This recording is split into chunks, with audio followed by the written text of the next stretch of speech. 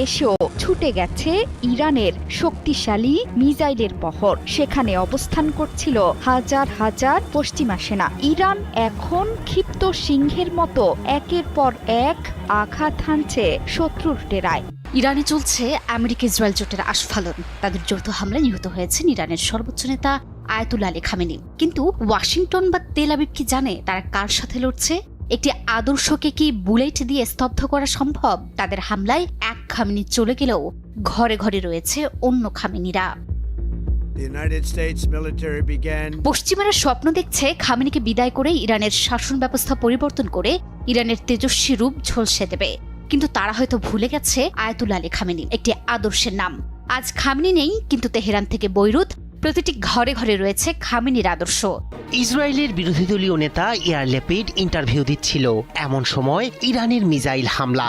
সব ফেলেই ইসরায়েলের নেতা পালায় বাংকারে।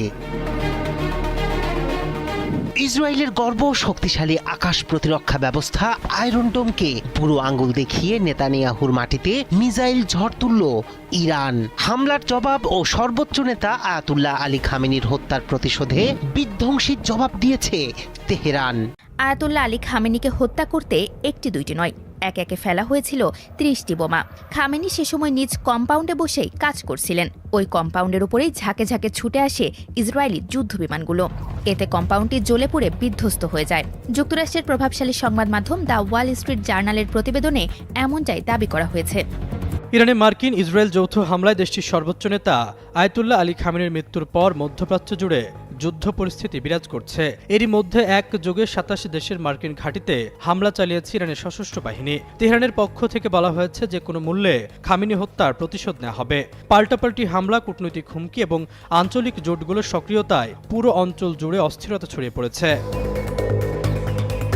কথা রেখেছে ইরানের আইআরজিসি। আয়াতুল্লাহ আলী খামেনিকে আন্তর্জাতিক আইন ভেঙে যেভাবে জায়নবাদী ইসরায়েল এবং আমেরিকা CIA মিলিত ষড়যন্ত্র করে খুন করেছে, এই অপরাধের যোগ্য জবাব দেওয়া হবে জানিয়েছিল ইরানের প্রেসিডেন্ট মাসুদ পেজেশকিয়ান। আর সেই কথা রেখেছে ইরানের আইআরজিসি। ঠিক যেমন কথা তেমন জবাব। মধ্যপ্রাচ্যের আমেরিকার ২৭টি বেসে ইতিমধ্যেই ব্যাপকভাবে মিসাইল এবং ড্রোন হামলা করেছে। মধ্যপ্রাচ্যে উত্তেজনা তীব্র আকার ধারণ করেছে, যেখানে ইরান আমেরিকা ও ইসরায়েলকে লক্ষ্য করে একের পর এক দাঁত ভাঙা জবাব দিচ্ছে।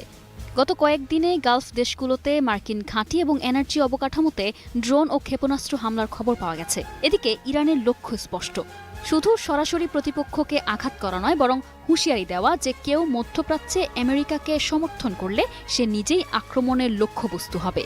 একই সময়ে ইসরায়েলের ওপর ছোটখাটো ঘণ্টাব্যাপী ক্ষেপণাস্ত্র হামলার মাধ্যমে মানুষের ওপর একটি মানসিক প্রভাবও তৈরি করা হচ্ছে। সোমবার রাতে ইসরায়েল অধিকৃত অঞ্চলের আকাশে দেখা গেল খুবই অদ্ভুত দৃশ্য। একটি বড় জ্বলন্ত অগ্নিগোলক, তার চারপাশে ছোট ছোট অসংখ্য আগুনের বল আকাশ থেকে নামছে ইসরায়েলের ভূখণ্ডের ওপর। এই দৃশ্য গোটা পৃথিবীতে চাঞ্চল্যের তৈরি করেছে।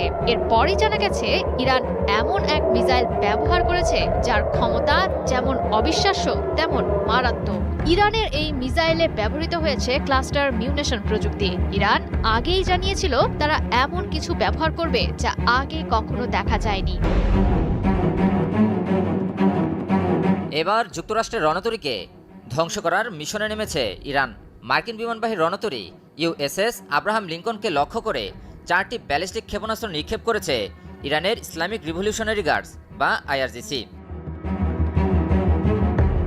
IRGC জানিয়েছে অপারেশন ট্রু প্রমিস 4 এর অংশ হিসেবে USS আব্রাহাম লিঙ্কনকে লক্ষ্য করে 4টি ব্যালিস্টিক ক্ষেপণাস্ত্র ছোড়া হয়। আয়াতুল্লাহ আলী খামেনির মৃত্যুতে প্রতিশোধের আগুনে জ্বলে উঠেছে ইরান।